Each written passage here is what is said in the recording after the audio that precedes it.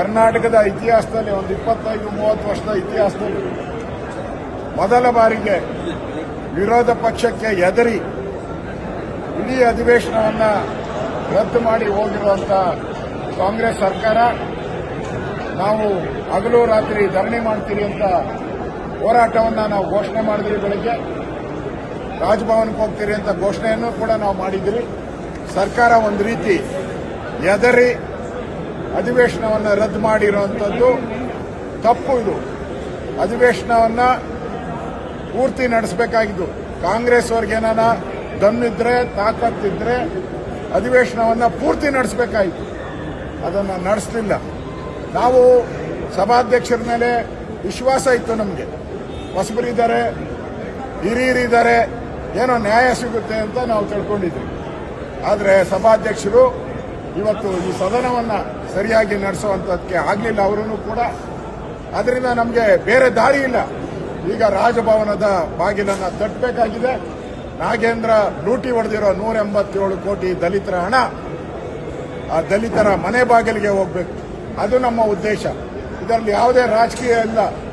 ಕಾಂಗ್ರೆಸ್ ಅವರು ರಾಜಕೀಯ ಮಾಡಬಹುದು, ಆದರೆ ಬಿಜೆಪಿ, ಜೆಡಿಎಸ್ ನಾವೆಲ್ಲ ಒಟ್ಟಾಗಿ ಹೋರಾಟ ಏನು ಮಾಡ್ತಾ ಇದ್ದೀರಿ, ಅದನ್ನು ರಾಜಕೀಯ ಇಲ್ಲ. ನಾವು ದಲಿತರ ಹಣ ನುಂಗಿದರೆ ಅದು ದಲಿತರ ಕೇರಿಗೆ ವಾಪಸ್ ಹೋಗಬೇಕು ಅನ್ನೋದೇ ನಮ್ಮ ಉದ್ದೇಶ.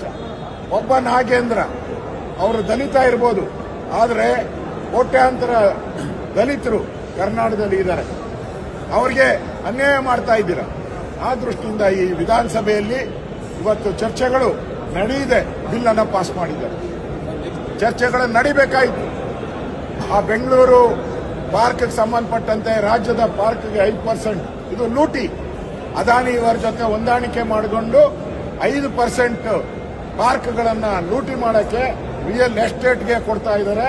ಇದು ಕೂಡ ಚರ್ಚೆ ಆಗಬೇಕಾಯಿತು. ಇದು ಚರ್ಚೆ ಆಗಿಲ್ಲ. ಇವತ್ತು ಫೈನಾನ್ಸ್ ಬಿಲ್ ಇತ್ತು. ಫೈನಾನ್ಸ್ ಬಿಲ್ಲಲ್ಲಿ ಭಾರತ್ ಜೋಡೋ ಕಾರ್ಯಕ್ರಮಕ್ಕೆ, ಅದು ಕಾಂಗ್ರೆಸ್ ಕಾರ್ಯಕ್ರಮ, ಅದು ಜನಗಳ ಕಾರ್ಯಕ್ರಮ ಅಲ್ಲ. ಭಾರತ್ ಜೋಡೋ ಕಾರ್ಯಕ್ರಮ ಅದು ಕಾಂಗ್ರೆಸ್ಸಿನ ಕಾರ್ಯಕ್ರಮ. ಅದಕ್ಕೆ ದುಡ್ಡು ಸ್ಯಾಂಕ್ಷನ್ ಮಾಡಿದ್ದಾರೆ. ಈಗ ಪೂರಕ ಬಜೆಟ್ ಅಲ್ಲಿ ಅದಕ್ಕೆ ಕೋಟ್ಯಾಂತರ ರೂಪಾಯಿ ಹಣವನ್ನ ತಗೊಂಡಿದ್ದಾರೆ. ಇವತ್ತು ಬೆಂಗಳೂರು ಕಾರ್ಪೊರೇಷನ್ ಎಲ್ಲ ಪ್ರಾಪರ್ ಆಗಿದೆ. ಅವರು ಎಲ್ಲಿಂದ ಕೊಡ್ತಾರೆ ದುಡ್ಡು? ಬೇಕಾದಷ್ಟು ನಗರಸಭೆ, ಪುರಸಭೆಗಳು ಹಣ ಇಲ್ಲದೆ ಕೊರಗ್ತಾ ಇದ್ದಾರೆ. ಅವರಿಗೆಲ್ಲ ಭಾರತ್ ಜೋಡೋಗೆ ಹಣ ಕೊಡಿ ಅಂತ ಆದೇಶ ಮಾಡಿದ್ದಾರೆ ಸರ್ಕಾರ.